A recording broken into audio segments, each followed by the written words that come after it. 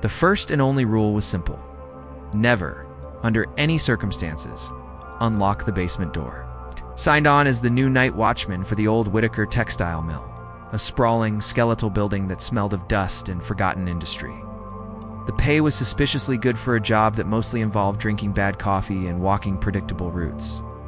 On my orientation, the day guard, a grizzled man named Frank with tired eyes, had led me to a reinforced steel door at the end of a dimly lit corridor. "This is the only rule," he'd said, his hand resting on the cold metal. "It doesn't matter what you hear, what you think you see, or what anyone on your radio tells you. This door stays locked. You don't even look at it for too long." Understood? I'd nodded, assuming it was some overblown initiation ritual. It's probably just a boiler room with asbestos, or maybe the CEO's private wine cellar. I didn't ask questions. I needed the money. My first 2 shifts with Frank were uneventful, but tonight was my first solo run. The mill was a different beast alone. The silence wasn't empty. It was a presence, thick and watchful. The ancient floorboards creaked with shifts in temperature, and the shadows cast by my flashlight seemed to cling a little too long after I passed. I stuck to my route, my footsteps echoing in the cavernous weaving rooms. The clock on my phone crawled towards 3 a.m. I found myself standing at the end of that dim corridor, my beam of light fixed on the basement door. It was just a door, I told myself. Heavy, yes, with a massive, old-fashioned deadbolt, but just a door. Then, at exactly 3:07 a.m., the scratching started. It was a faint, frantic sound at first, like a dog wanting to be let in. My blood went cold. I took a step closer, my training warring with a deep, primal unease. The scratching grew more insistent, becoming the sound of long, ragged nails being dragged down the other side of the steel. I fumbled for my radio, my heart hammering against my ribs. "Central, this is Unit 7. I'm hearing noises at the basement door." Over the radio crackled to life, the dispatcher's voice calm and professional. "Unit 7, ignore it. Continue your patrol. Over." Relief washed over me. It was a test. They were testing me. But as the relief came, so did a new sound from behind the door, a low, pained whimper. "Hello," I called out, my voice barely a whisper.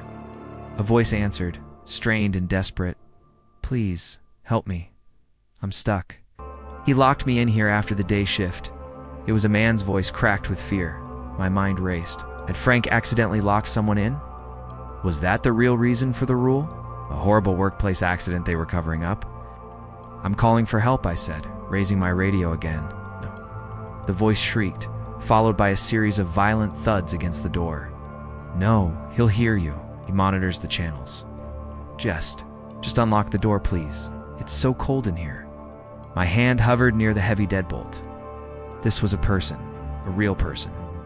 What kind of monster would I be if I left someone trapped? My radio hissed. "Unit 7, confirm your status. Are you at the basement door?" Over. The voice from behind the door changed instantly. The desperation vanished, replaced by a flawless, calm, electronic mimicry of the dispatcher. "Unit 7, ignore that last transmission. It's a glitch in the system. It's safe to open up." Over. I froze. The blood in my veins turned to ice. The voice was perfect. It was the same tone, the same cadence, the same slight static. But it was coming from the other side of the door. My real radio crackled again, the dispatcher's voice now sharp with urgency. "Unit 7, do not acknowledge that. Get away from the door, as that is not me." Over. From behind the steel, the mimic responded, its voice overlapping with the real one, a horrific stereo of command and deception. "Unit 7, they are trying to trap you out here. I'm the one who's trapped. It's safe. Open the door. Unit 7, run. Get to the front office and lock yourself in. Now."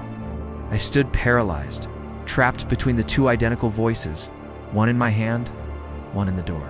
The scratching started again, slower this time, deliberate. Then it stopped. A new sound took its place. A soft, wet clicking, like a tongue running over 2 sharp teeth. "Okay," the thing behind the door whispered, and now its voice was its own a guttural, hungry thing that dripped with malice. "We can do this the other way." The heavy deadbolt, which had been firmly locked, began to turn. Not with a key, but from the inside. With a deep metallic clunk, it slid back. I didn't wait. I spun around and ran. I didn't look back. I heard the steel door groan open behind me, followed by a sound I can never forget along. Dry rattling inhale, as if it were tasting the air of the corridor for the first time in a long, long while. I spent the rest of the night barricaded in the front office, clutching a fire extinguisher, listening to the distant, dragging footsteps echoing through the mill. The dispatcher stayed on the line with me until the sun rose, her voice a trembling anchor in the suffocating terror. I never went back. I quit over the phone. The company offered me double pay, then triple. I didn't care. Sometimes, in the dead of night, my phone will ring. The caller ID will be blocked. I'll answer. And for a moment, there will be only silence. Then a soft, familiar scratching sound on the other end of the line. And a voice, sometimes a perfect mimic of someone I know, sometimes that same guttural whisper, will ask me to open the door.